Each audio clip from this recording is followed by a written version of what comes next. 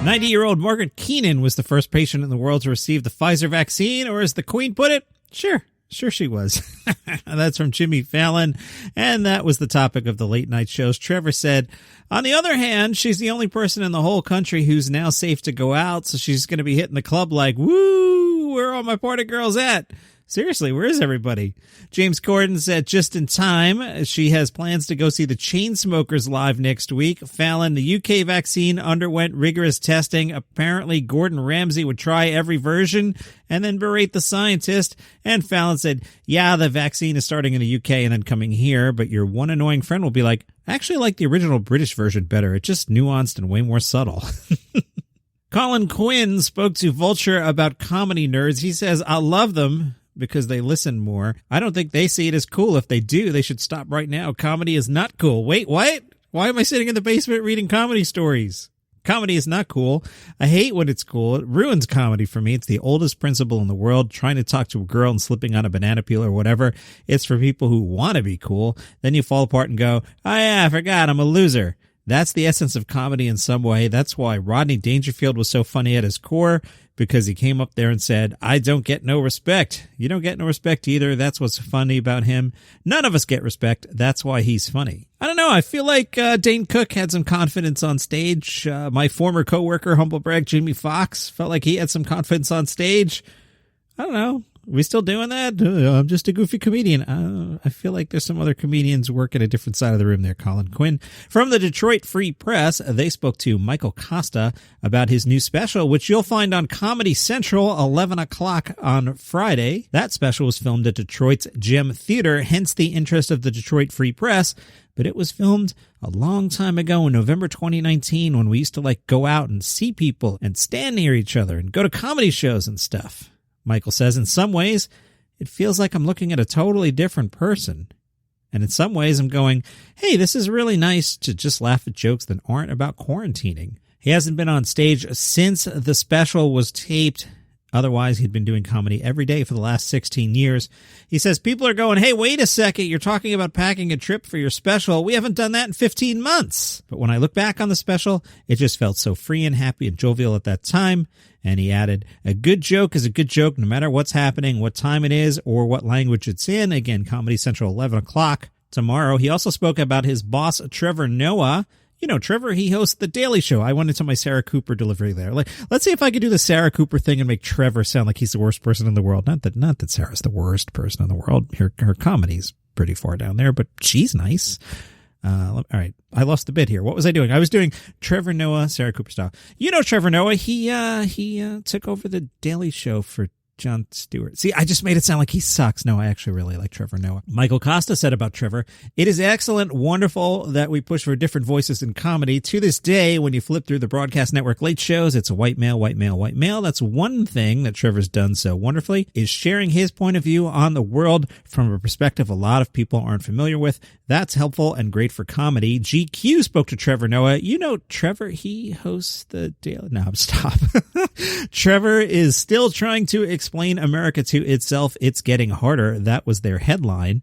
And they wrote, after the killing of George Floyd on Memorial Day, Trevor uploaded an 18-minute cell phone video to YouTube in which he walked through the series of events that had sparked national outrage and pain.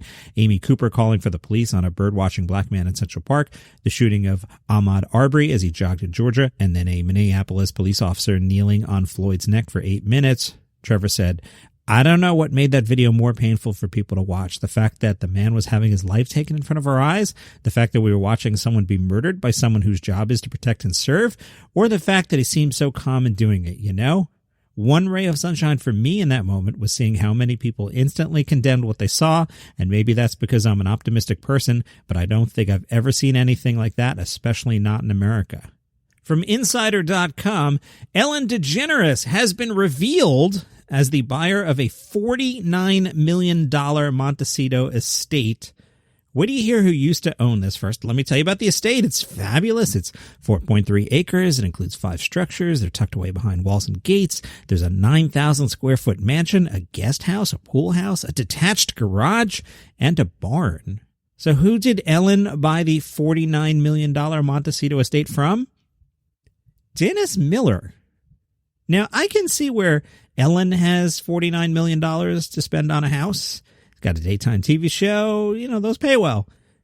How does Dennis Miller have $49 million? Like, he's had a nice career, and he had a late night show at one point. He's got a national radio show, I think, or a podcast or something. Like, he's had a nice career, but has he had a $49 million career? Maybe he's just good at real estate and bought it when it was a rundown neighborhood in California. TheStranger.com wrote about Guerrilla comedy in Seattle. Local stand-up comedian Joe Banning said, "It started last spring. I realized the comedy scene was kind of gone, so he created an open mic series that has migrated between parks and parking lots. The series does not have a name, it does not have a mailing list, it doesn't have an Instagram, and it certainly doesn't have a permit, but it does have a portable sound system, plenty of hand sanitizer, and a small but extremely devoted following." The writer says he stumbled across these events last week as he was jogging around Capitol Hill. He spotted an extremely suspect cardboard sign taped to a pole that said live comedy music. He tweeted a picture and continued on his way. A few minutes later, passed another sign, this time pointing down a darkened side street. There was a third sign with an arrow pointing into what looked like a totally empty parking garage. The writer says, "Whatever this is, I thought, it seems extremely dangerous." So in he went. At the back of the garage stood a circle of fewer than a dozen people listening to a comic tell a story. Now, I saw the tweeted picture of what this looks like. It looks like where you meet Deep Throat, who's going to tell you who killed JFK, if you've seen the Oliver Stone film. It's like creepy parking garage. As I approached, he beckoned me and started peppering me with questions. "I'm doing crowd work, and you're the only crowd we have." And then riffed on his responses and making fun of him for looking around for flyers about whatever he just wandered into. The weirdness of doing comedy during a pandemic is apparent throughout any of the shows. Performers exchange elbow bumps and lather their hands with Purell, and the microphone reeks of sanitizer. Wherever this falls on the risk matrix, says comedian John Banning, it's probably no better or worse than outdoor dining. I had another note about the whole Bob's Burgers conspiracy, but I think I'm going to skip that bit for today. That's your comedy news. Follow the show on Spotify, subscribe on Apple Podcasts, or wherever you get your shows. I'm Johnny Mac at DCN Pod on Twitter, Facebook.com/Daily Comedy News. Would love to hear from you what you think should be on the best of funny things, comedy specials, comedians, whatever list for 2020 at DCN Pod, Facebook.com/Daily Comedy News. See you tomorrow.